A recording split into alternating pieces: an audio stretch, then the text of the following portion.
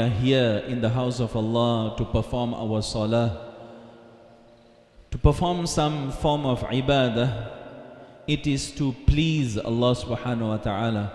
Make our Creator happy.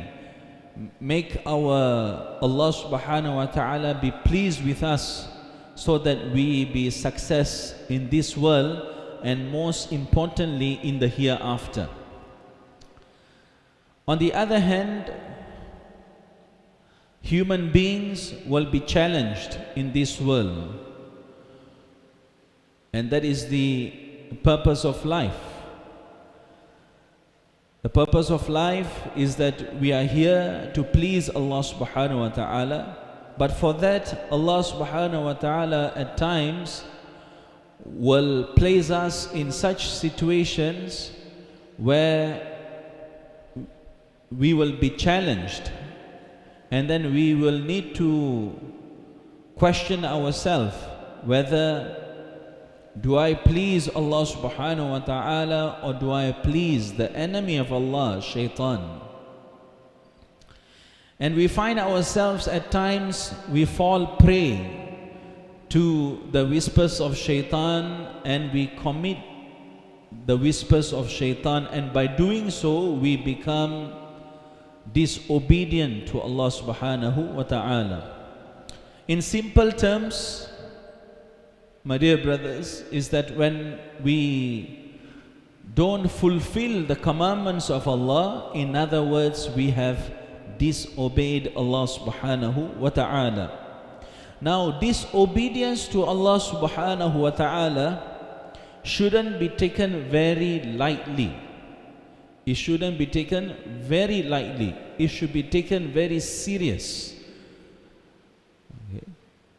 And this is what I would like to share today, a dangerous consequence of disobeying Allah. What will happen if one is to keep on disobeying Allah subhanahu wa ta'ala?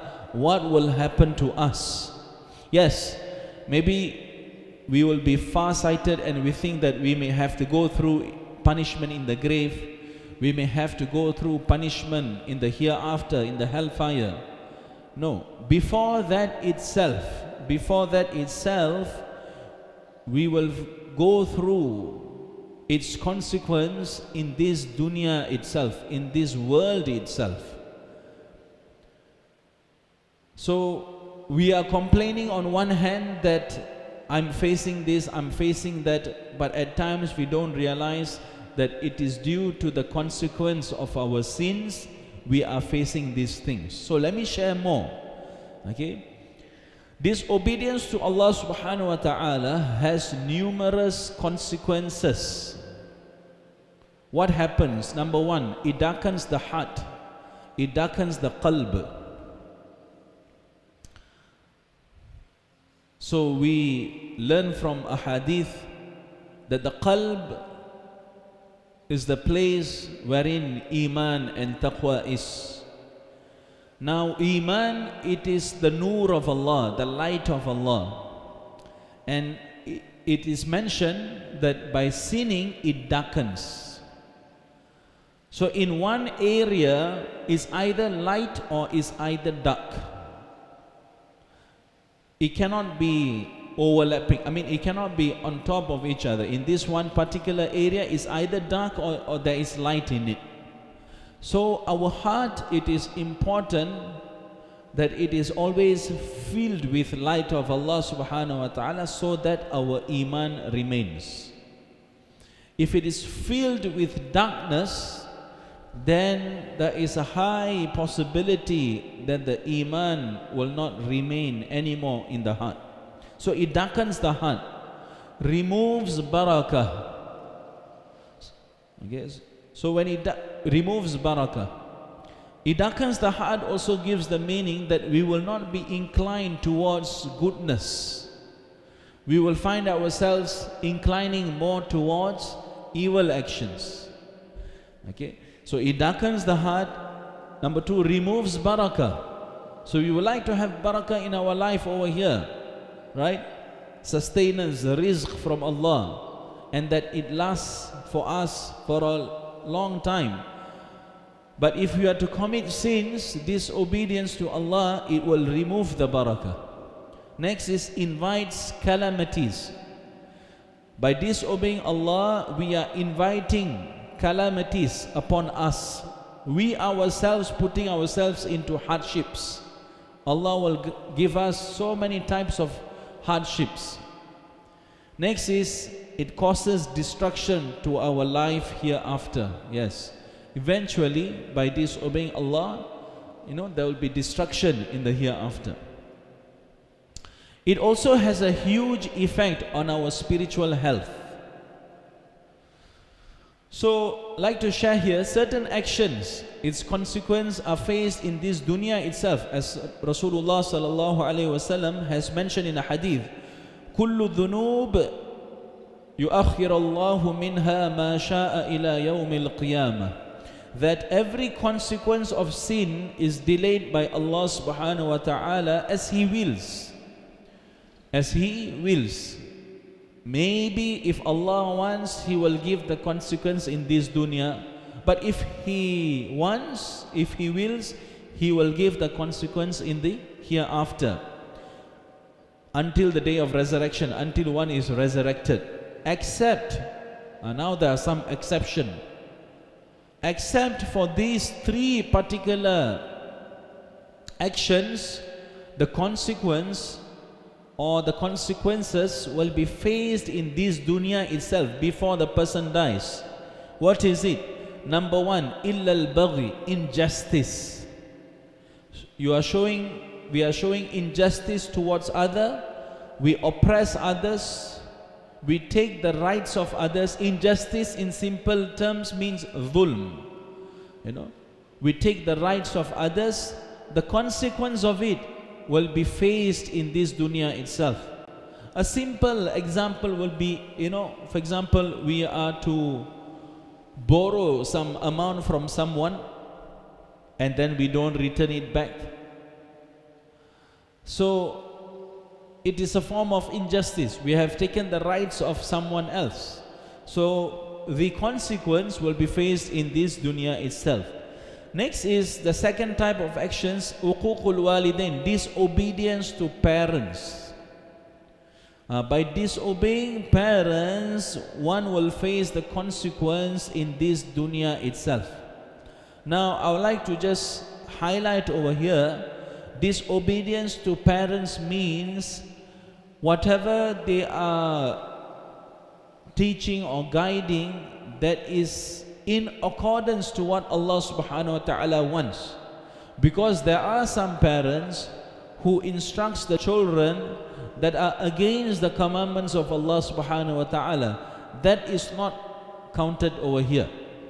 Disobedience to parents means when parents they instruct the children that is within the deen, or that is the commandment of Allah subhanahu wa ta'ala, and the child disobey, then one will have to face the consequence in this dunya itself.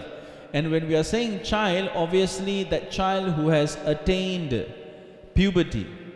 Okay, before the child attains puberty, that means the child is not accountable, right? After the child attains puberty, then the particular person is accountable for his actions. So thirdly, number 3 will be severing family ties. So number 1, okay, will be injustice. Number 2, disobedience to parents. Number 3, we cut family ties. There are some people in this dunya that they have the practice of cutting off family ties out of a sudden, or for some reason that is not even valid, just because the person was not able to achieve what he wanted to achieve. The person just severed ties with the family. So severing ties as well, one will face the consequence in this dunya itself.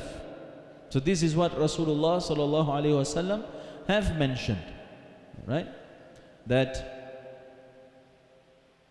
these three actions, one will face the consequences in this dunya qabla al-maut, before he dies. Okay, so we need to be very mindful of these three actions and make sure that it is not part of our life, right?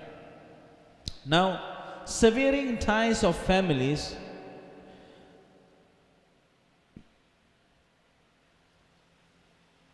there are some examples of, for example, the particular family members is causing a lot of issues and problems. So what our deen teaches us is that you have the right to stay away from that person. Okay, stay away from that person. But by stay away means to distance oneself. When we get the opportunity, alright, when we get the opportunity, when we see the person, our heart shouldn't feel that I shouldn't say salam. Our heart shouldn't feel that I shouldn't say salam. I do not even wish to talk to him. We don't make our heart or mind think like that. If situation arises, our heart should be ready to say salam. And after that, we can just stop. There's no need to say, how are you, how's everything, etc. Because you know that this person has caused a lot of issues and problems. So, distancing oneself, it does not mean that we are severing ties. So, one is allowed to distance oneself because why? You know that this particular person has caused a lot of issues and problems within the family. Okay, so it is permissible to maintain a distance. So just as a person who regularly consumes drugs will inevitably experience symptoms of illness and disease, a Muslim who indulges in sins will inevitably experience symptoms of spiritual illness. Okay, so like in this dunya, if one is to consume drugs, one will have an impact, will get some illness, will get some disease.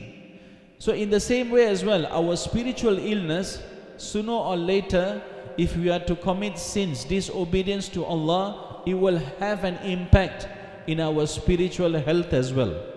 So one such symptom is the emergence of doubts about the truth of Islam. So this is something that's very important. Okay, that if we are to disobey Allah and we do not do anything, one of the symptoms that may start coming is that to have doubts about the truth of Islam. We will start doubting, is Islam the rightful deen? Is Islam the correct faith, religion, etc.? We will start having doubts and questions in our mind. So due to committing sinful activities, a person's connection with Allah weakens and continues to weaken until such doubts begin to form in his mind. Okay, so now the spiritual condition of the heart has a huge effect on our ability to recognize the truth. So just like how we take care of our physical health, we also need to take care of our spiritual health. Okay, because our spiritual health is the one that is able to recognize what is the truth and what is falsehood, what is right and what is wrong. As a result, we will not be able to think or perceive things correctly. If our spiritual condition is weak, then we will not be able to differentiate what is right and what is wrong. What is wrong, we will make it right, and what is right, we will make it wrong. It is through the eyes of the heart that one is able to distinguish between truth and falsehood. However, the darkness of sin creates a veil over the eyes of the heart, which becomes a barrier from recognize the truth. So by committing sin, there will be a veil, there will be a parda between the eyes and between falsehood.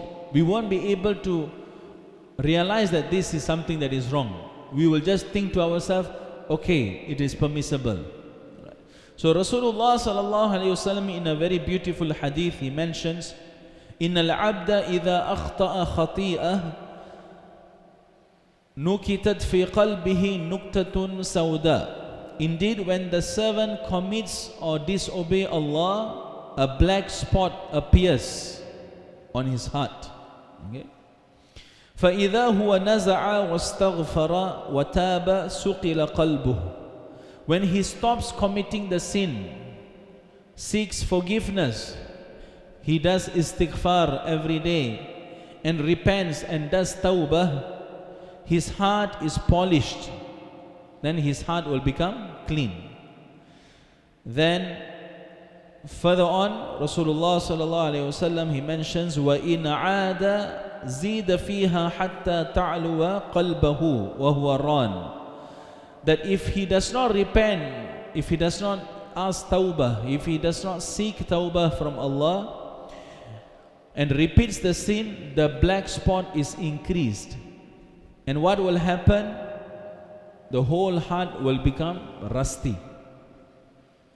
So this is what Allah subhanahu wa ta'ala, he mentions in the Quran, كَلَّا بَلْ رَانَ عَلَى قُلُوبِهِمْ مَا كَانُوا يَكْسِبُونَ.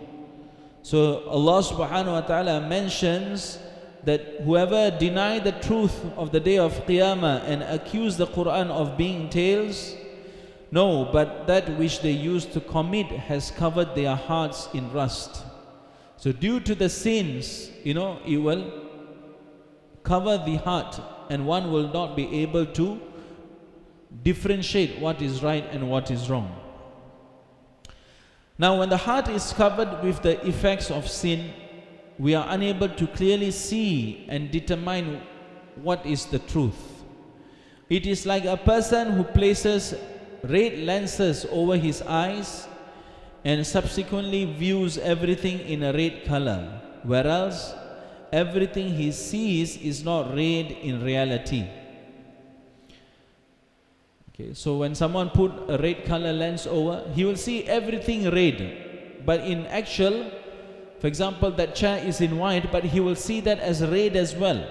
So this is what will happen, a veil. Okay, we will see everything that if we are to commit sin and how our heart is weak, we will see everything as okay, it will be permissible to do. Okay. So similarly, if we place lenses of filth and sin over our spiritual eyes, our eyes here that Allah subhanahu wa ta'ala has given us, it is important that we use for the correct thing. We see the correct thing, we read the correct thing. But if we are to use this to disobey Allah, then slowly, as mentioned, a veil will be created. Everything we see also, we will see it as, okay, it is permissible to disobey Allah subhanahu wa ta'ala. So this will lead us to make grave mistakes, where we may even begin to consider good to be evil and evil to be good. In another narration, okay, Rasulullah sallallahu alaihi wasallam, he mentions fitan, the trials of sinful temptations and false ideologies will be presented upon the hearts of people, just as a reed mat is woven stick by stick.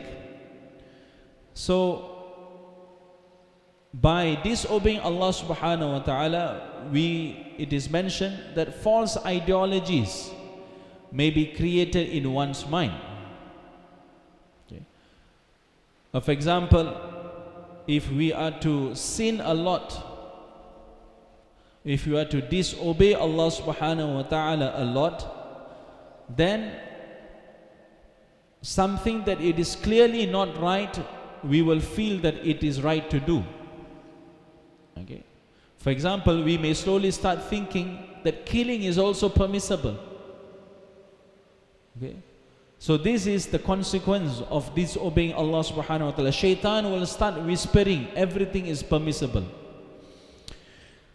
So whatever the heart absorbs takes full effect from the fitan by accepting and indulging in them, a black mark forms upon it. And whichever heart rejects the sinful temptations, a white mark forms on it. So as a result, there will be two types of hearts. Number one, white like the smooth white stone, as it will not be harmed by the fitan for as long as the heavens and earth remain.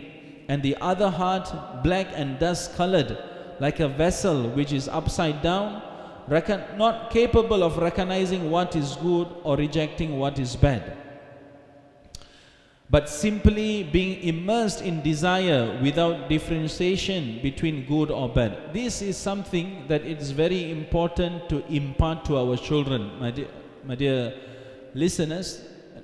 The reason is because today itself we see a lot of challenges for us to uphold the deen, to uphold our teachings. We see a lot of challenges.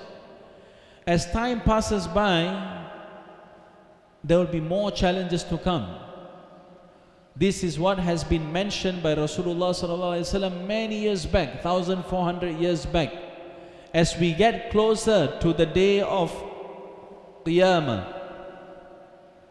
as we get closer to the end of this world, there will be more challenges coming in. So now itself we can name many, but for our future generations, there will be much more. So we need to,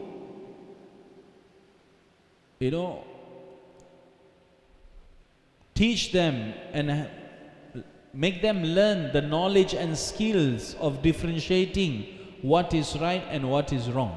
Then only when there is a weather storm, they will be able to stay strong and differentiate and refrain from whatever that is bad. Okay. So in a hadith, Rasulullah sallallahu alaihi wasallam mentions, how bad will your condition be when you will abandon enjoining good and forbidding wrong? The Sahaba radiallahu anhum said, O Rasulullah sallallahu alayhi wasallam, will this happen? Rasulullah sallallahu alayhi wasallam replied, yes, and even worse is to happen. So how bad will your condition be when you will consider wise to be virtue and virtue to be wise? So in one occasion, Rasulullah sallallahu alayhi wasallam, he asked a question to the Sahaba, how bad will your condition be when you will abandon enjoining good and forbidding wrong? Okay, if we are to stop Amr bil Ma'ruf and Nahi anil Munkar. So Rasulullah sallallahu alaihi wasallam is actually giving us a hint that by stopping Amr bil Ma'ruf and Nahi anil Munkar, our condition of the heart will become bad. That is going to be the result. Amr bil Ma'ruf means to enjoin good. We do good and we advise others to do good. That is Amr bil Ma'ruf. Wa Nahi anil Munkar is, what does that mean? We refrain from disobeying Allah, and we also we also tell others not to disobey Allah subhanahu wa ta'ala. This is the duty of every believer, of every Muslim. Amr bil Ma'ruf and Nahi anil Munkar. It is very important. Otherwise, what will happen? Our heart condition will become bad. So the Sahaba radiallahu anhu asked, O Rasulullah sallallahu alayhi wasallam, will this happen? Will this take place? Then Rasulullah sallallahu alayhi wasallam replied, yes, even worse. Further on, he asked a question, how bad will your condition be when you will consider wise to be virtue and virtue to be wise? Okay, so how bad our condition will be that when we see wrong, we think that it's okay. And whatever that is good, we assume that, it is wrong. So this is the condition of the heart that we might have if we do not do nahi anil amr bil ma'ruf and nahi anil munkar.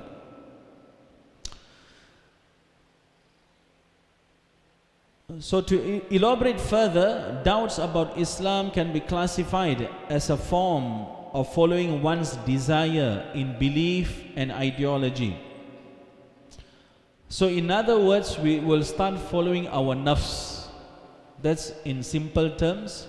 If we are to disobey Allah subhanahu wa ta'ala, we will see ourselves for everything, we will start following our nafs. So as a person continues to fulfill his desires through impermissible means, his nafs becomes increasingly greedy. It searches for more avenues of pleasure and different ways to fulfill desire. Gradually, his desires start governing more parts of his life until he eventually starts to follow his desires in creed and ideology too. He either molds and bends the creed of Islam to suit his desires. So very soon he will start the changing of Aqidah itself. He will start saying that not necessary we have to perform salah. As long as our heart and mind is in connection with Allah, not necessary we have to perform these actions. We don't need to perform qiyam, ruku', sajadah. One will start changing in Aqidah itself. So accordingly, following desires can be of different levels. For some, desire will not lead to sinful actions as they do not exceed the boundaries set by Islam. Yes. So following the nafs are of different levels. Certain level will still keep within the boundaries of Islam, but certain actions it will go beyond the boundaries of Islam. Such individuals are the pious and true Muslims who have full control over their nafs. Some others have less control over their desires, thus fall into sin. However, after committing sin, they feel remorse. Others have spoiled their nafs to such an extent that their desires dictate most of their lives. They obey every command of their nafs and never try to oppose its temptations, even when it fancies a change in belief and ideology. These individuals will face the predicament of doubting Islam and its teachings. This is the highest level of slavery to one's nafs. So each one of us have a different level of following one's nafs. Okay, so as mentioned, for some, nafs will not lead to sinful actions as they do not exceed the boundaries set by Islam. So who are these people? For example, our nafs always wants us to eat biryani every day. Addicted to biryani. Is this something against the boundaries of Islam? No. All other matters, aqidah, beliefs, ibadah, mu'amalah, mu'ashara, husn akhlaq, everything good. But the nafs is that every day wants to eat nasi mandi, biryani, every day wants to eat. Okay. So even during the month of Ramadan, sahur also must be biryani, iftar also must be biryani. So now, is this person committing a sin? No. Okay. So one way to treat this nafs, there's a way to treat, okay. But question here is, has he gone beyond the boundaries of Islam? No. Okay. So there are some actions that all aspects of deen is good, but the nafs always wants to do certain things. Okay? So we need to see whether that thing is within the boundary or not within the boundary. If it's within the boundary, who are these people? So it can be that he is praying, he is fasting, but every day he is eating biryani. Do we say that that person is committing a sin? No, we don't say that. He is a rightful Muslim, nothing wrong. Okay? Now, such individuals are the pious and true Muslims who have full control over their nafs. Some others have less control over their desires, thus fall into sin. Okay? Some have less control, and then they do a sin once in a while. Okay, for example, for the males, casting a lustful glance on the opposite gender. So if one is to commit that regularly, it becomes a grave sin.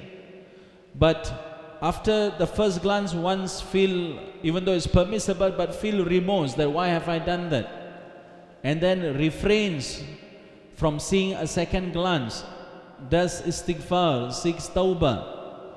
Then this person, they feel remorse and they will seek tawbah, so Allah subhanahu wa ta'ala will forgive that. So others have spoiled. Now the third category, others have spoiled their nafs to such an extent that their desires dictate most of their lives. So they obey every command of their nafs and never try to oppose his temptation. So they have spoiled their nafs in such a way that when the nafs tells you to disobey Allah, they also follow that. So this group of people is the one sooner or later that will start having doubts regarding Islam. So inshallah, we will continue from here next week, and we will try to understand what are the real cause of doubts and what to do to refrain from these doubts. May Allah subhanahu wa ta'ala grant us the ability to understand this very important topic, and always to make sure that we are doing the check and balance, whether we have such actions in our lives or not, whether we are disobeying Allah subhanahu wa ta'ala. If we are, then we seek istighfar, we perform tawbah and refrain from these kind of actions. Because why?